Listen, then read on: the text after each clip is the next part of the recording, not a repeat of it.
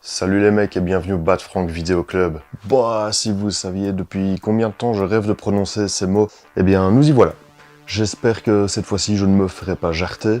Puis merde, de toute façon on s'en fout. Je suis trop content de retrouver les anciens du Vidéo Club. Vous m'avez manqué, bande de cons, sincèrement. Trêve de plaisanterie et de bavardage, on n'est pas ici pour taper la discus, et encore moins pour que je vous raconte ma vie. Alors, allons droit au but. Évidemment, vous savez de quoi je vais vous parler en cette soirée bénie de reprises. Mais laissez-moi vous dire une chose, le film de ce soir ne mettra pas tout le monde d'accord. Certains intellos le taxent de film de merde, limite, mal réalisé, mal joué, aux effets spéciaux ennuyeux, bidon, le cul entre deux chaises, nanardesque, etc. Si vous êtes d'accord avec ça, on passe un Ken Loach à la TV ce soir. Foncez, vous allez bien rigoler, vous pourrez vous branler entre intellectuels. Non, je déconne, si vous pensez vraiment ça, vous n'êtes tout simplement pas né dans les 80s, où vous avez des goûts de merde, mais vous pouvez rester et vous abonner. Brainscan, putain, il était temps. Certains seront étonnés par ce choix, cependant, sachez qu'il est d'une part extrêmement bien adapté à la culture Vidéo Club, d'autre part, les cinéphiles VHS ne le connaissent que trop bien, mais les autres non. Et au club, on aime ce grand écart, on fait plaisir aux anciens et on éduque les nouveaux. La finalité étant que vous louiez ce film pour votre vendredi soir. Car oui, c'est un film du vendredi soir. Situons tout d'abord cette œuvre dans la pop culture. 1994, mort de Kurt Cobain, le grunge explose. Le film nous berce les oreilles à grands coups de Pitch Shifter, Primus, Butthole Surfers, White Zombie, etc. Les Walkman et autres Discman ont la cote et ont la classe à l'époque. L'action se situe dans un grenier d'ados du genre de celui de mon vidéoclub. Cimetière 2 est sorti 2 ans auparavant, on est dans les années dont les ados d'aujourd'hui font référence dans leur habillement et dans leurs habitudes. D'imitation en tout cas. Il y a quelques années, ils étaient sur les 80s. Les choses évoluent, c'est normal. C'était mieux avant. Les années 90, la continuité des années 80, mettent plus l'accent sur le nihilisme. Il s'agit là d'ailleurs de l'une des caractéristiques majeures de cette génération dont je fais partie. J'ai participé à une étude sur les générations il y a quelques temps. Je ne me considère pas comme un punk à chien qui s'en bat les couilles de tout et de tout le monde, loin de là même, mais force est de constater que le résultat de ce test a été pourtant sans appel. J'appartiens à cette génération Y et donc je suis un nihiliste. Je ne crois pas les politiques et j'investis en rien ma mission de brave citoyen. En résumé, je suis à l'image de mes héros de film, je m'en branle. Donc ce film est exactement inscrit dans cette mouvance, dans ce courant de pensée. Donc le critiquer en utilisant pour argument que le héros, il est méchant et il fait de mauvais choix, ben c'est de la merde. Et croyez-le ou non, étant jeune, on appréciait ce genre de choix, de mauvais choix, car tout simplement ça nous parlait. Il n'y a même pas de débat à avoir là-dessus, désolé. Mais Brainscan, c'est quoi? Le film commence par un flashback dans lequel Michael Brower revit un accident de voiture dont lui et sa maman ont été victimes lorsqu'il était enfant. Il s'en est sorti avec de sales blessures handicapantes à la jambe et sa mère n'a pas survécu à l'accident. À l'aube de ses 16 ans, bardé de technologie car son père travaille pour une société d'équipement informatique, technologique, du moins on le suppose. Ouais, ici ça se passe bien pour le boulot. Ah, c'est dommage que tu sois pas là pour voir les nouveaux équipements. Michael a le mal de vivre et outre son meilleur pote Kyle, sorte de bouffon tout droit sorti de Biodome, pourrait-on dire, vous assouvirez vos fantasmes les plus écœurants. il n'a pas grand monde autour de lui. Plutôt devenu antisocial et rebelle, notamment à l'école, il se réfugie dans son club de l'épouvante et sa garçonnière. Puis-je savoir de quoi il s'agit, monsieur Brower? Ouais, de vésicule. Dans mon bureau. Il épie sa voisine quand elle se dessape. Jusque-là tout va bien, mais un jour, Kyle l'informe que le jeu Brainscan semble être une expérience de malade mental. Brainscan, c'est l'aventure absolue au cœur même de la terreur interactive. Brainscan n'est pas pour les petites natures. Il n'y croit pas trop, mais téléphone tout de même au club dial du jeu. Igor, fais-moi le 1-800-555 code terreur. Oui, maître. Sans crier gare, Michael se fait électrocuter par son siège gamer avant-gardiste. Le lendemain, il est livré du premier CD du jeu, une aventure interactive agissant sur le subconscient. Il entre alors dans la peau d'un personnage en vue à la première personne et massacre un mec endormi. De retour à la réalité, il hallucine et partage son excitation avec Kyle. C'était dingue! Je t'avais prévenu que ça te ferait péter les boulons. Sauf que, aux infos, il se rend compte que le type qui l'a buté est réellement mort et que le Hendek cherche vraiment le tueur. La police locale a entrepris de passer tout le quartier au peigne fin, d'une maison du voisinage à l'autre. L'enquête ne fait que commencer. Pour le moment, les policiers... Le personnage qui présente le jeu, le Trickster, se matérialise dans la chambre de Michael, quand celui-ci déphase et refuse d'insérer le second disque. Je m'arrête ici pour vous laisser du suspense. Je le rappelais avant et je continue aujourd'hui, mais ici on n'analyse pas forcément en profondeur. L'intérêt de cette chaîne est de vous donner envie de voir ces films. Si vous ne l'avez pas vu, arrêtez la vidéo maintenant. Je risque de dévoiler certains ressorts de l'intrigue malgré tout, pour illustrer certains points. Commençons par couper court aux langues de pute. Oui, il y a des incohérences, mais en même temps, est-ce que nous, on vous casse les couilles parce que dans certains films, des arbres marchent? Non? Hein, Frodon? Y a qu'une seule trilogie, espèce d'enfoiré de mes couilles. Putain, même les arbres, ils avancent dans ces films de fous. Bon, par contre, l'éclairagiste, lui, ok, il a merdé. Ce que beaucoup de gens ou de critiques n'ont pas compris ou pris en considération, c'est le fait aussi que ce soit un film sur la perte d'une mère, avec la haine caractéristique de l'adolescence, ce qui a tendance, forcément, à accentuer la colère, les mauvais choix, le rejet de l'autre. La seule douceur qu'il s'octroie est de mater sa voisine par la fenêtre. Fait considéré par beaucoup comme étant hautement pervers et idiot. Mais on pourrait tout aussi bien y voir un appel du pied de la base de la psychologie humaniste. Oedipe, transfert de l'image de la mère, de la douceur, seule attache encore tangible et palpable d'un souvenir d'une mère disparue. Encore une fois, les autres critiques que j'ai pu voir dans ma vie sur ce film ne s'arrêtent qu'à des éléments totalement sortis de leur contexte. Pourtant, les indices expliquant cela sont assez clairs, me semble-t-il. Brainscan est en fait une ode qui rend profondément hommage aux jeunes orphelins, avec une morale que je ne spoilerai pas, mais elle offre pour le coup un peu de réconfort du style « Hey mec, c'est dur, ça fait mal, mais la vie continue, t'es pas tout seul ». Ce n'est ni plus ni moins que la vulgarisation du deuil, dans une époque donnée, dans un contexte donné, les années 90. On voit l'adolescent, au travers son expérience vidéoludique, tantôt revivre des moments pénibles qui lui rappellent sa mère, l'accident, tantôt rejeter cette société de laquelle il s'extrait moralement. Le trickster lui dit même qu'il sait qu'il y a déjà pensé, faisant allusion au suicide. Ça fait super longtemps, plus d'1 an en fait, que je ne produis plus rien, et les malades mentaux que vous êtes attendent un moment en particulier dans mes vidéos. Et je les comprends, grand Dieu. Les boobs. Alors oui, je commence light, mais c'est la première vidéo. On va se calmer, vous inquiétez pas, ça viendra. On va déjà voir si ceci passe le bot YouTube.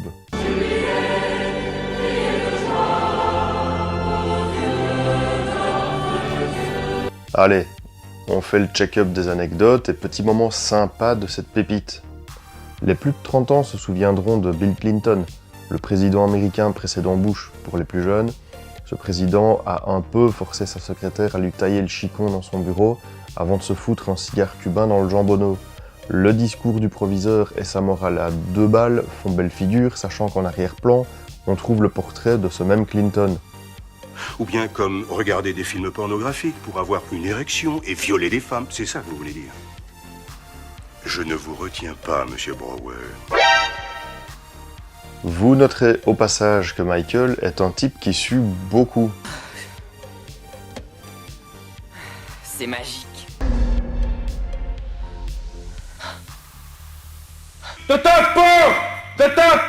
Dingue! Par contre, on remarquera que le point commun à beaucoup de films est le rapport aux forces de police. Hé! Qu'est-ce qu'ils ont, ceux-là, se manient comme ça? C'est des cons. Heureusement que le trickster est là, cependant, et ce pour 2 raisons. La première, c'est qu'il nous claque une danse de Fils de pute. que j'adore.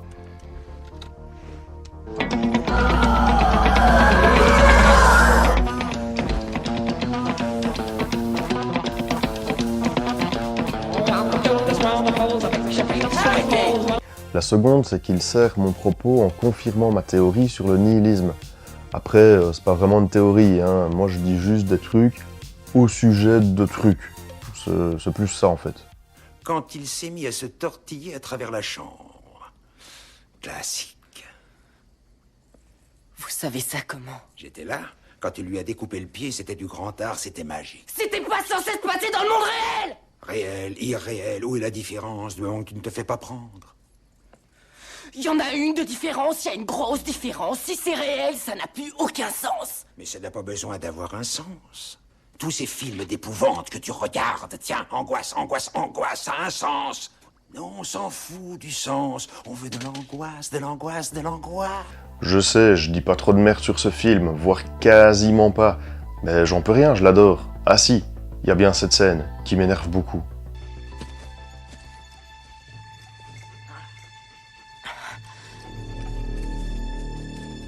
Qu'est-ce que t'as encore trouvé? Qu'est-ce que tu cherches? Allez, viens là. Casse-toi.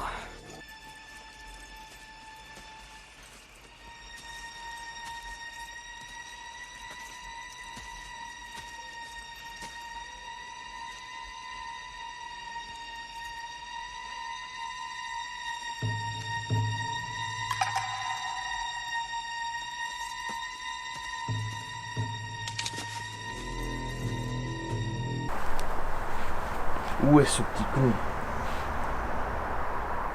Il n'y a rien du tout ici.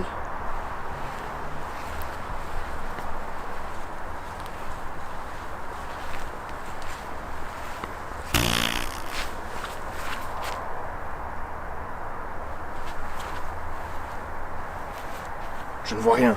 Putain, il l'a pas vu. Eh, regardez ça. Regardez cette planche. Plutôt cool, hein.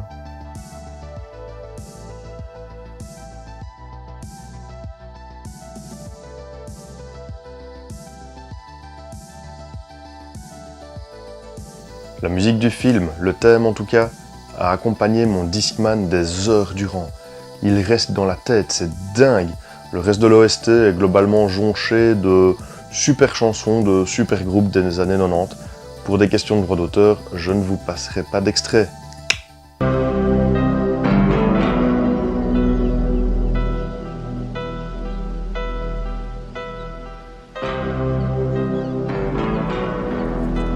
Tan, tan, dan, dan, dan.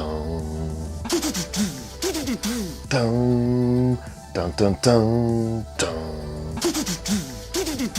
Le compositeur est George S. Clinton. Il a composé les musiques de centaines de films, séries et autres. C'est pas un auteur majeur, mais il a fait son nid, assez banal et oubliable, excepté ce thème justement. Alors, qui se cache derrière et dans le film ? Je commence non pas par le réalisateur, mais par l'acteur principal, Edward Furlong. J'ai toujours dit que c'était un de mes acteurs préférés, pourtant pas extrêmement bon. Si je dis qu'il est un de mes préférés, c'est parce que cela fait vibrer la corde sentimentale. Et oui, je suis un mec superficiel. Plus sérieusement, le Lascar a joué dans Terminator 2, Cimetière 2, Animal Factory, American History X, le remake de Night of the Demons en 2009, Pecker, etc. Très bon film d'ailleurs. Pas une carrière folle, mais quelques bons choix. En tout cas, je l'ai découvert au bon moment, car j'ai vraiment su apprécier les films dans lesquels il a joué. Niveau personnel, c'est devenu un gros porc toxicomane et il sort avec son agent, Jacqueline Domac, alors qu'il n'a que 16 ans. Elle en a 29 à l'époque. Moi je dis bravo, GG, et dis GG. Amy Hargreaves, la petite amie, en tout cas la fille qui a flashé et vice versa, est son tout premier rôle au cinéma. Elle est plutôt axée série TV pour la suite de sa carrière. Récemment, vous avez pu la découvrir dans une série hautement merdique appelée 13 raisons pourquoi. Elle fait la daronne d'un petit con nommé Jensen. Frank Langella a joué dans des dizaines de films et de séries, c'est véritablement la gueule connue du casting. Pour ceux qui pourraient éventuellement nous concerner, Small Soldiers, Junior finalement assez précurseur pour l'époque, L'île aux pirates, film injustement méprisé avec Gina Beetlejuice Davis. John Flynn, le réalisateur, n'est pas le mec le plus prolifique du monde, il est assez peu connu. Il a réalisé entre autres Légitime Violence. Les enculés mettront en avant le fait que cela a été le film préféré de Tarantino pour se la péter. Nous on s'en tape comme de l'an 40. Justice sauvage, haute sécurité, etc. Pas du overlourd, mais pas mal quand même. Ok, je fais une pause. Vous êtes chiant, je vous entends d'ici. Allez, Bat Franck, lance un peu de caca, s'il te plaît. En voici un morceau. Lorsque les keufs viennent interroger Michael au sujet du second meurtre, on voit l'équipe technique au calme dans les reflets des vitres de la bagnole.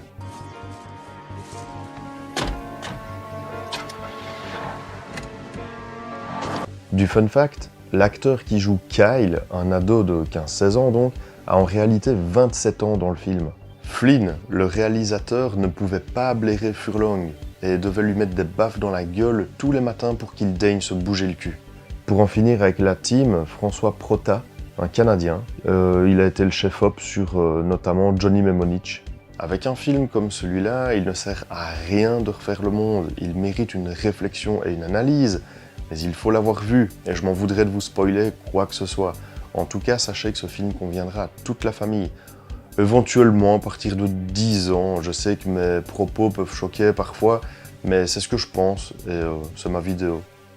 Je vous rappelle que des parents montrent Squid Games à leurs bambins, pourtant sans représentativité raciale pour du Netflix dur à accepter, mais refusent de montrer Jurassic Park ou Junior le Terrible parce qu'il dit le mot con dedans, ou parce que le gamin est roux.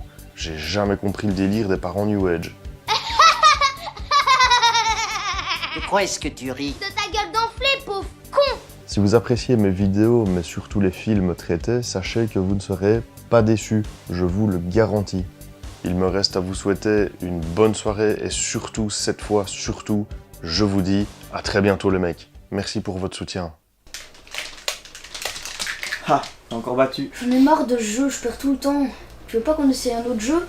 En plus, j'en ai reçu un nouveau ce matin par la poste, ça s'appelle Brain Scan. Ok,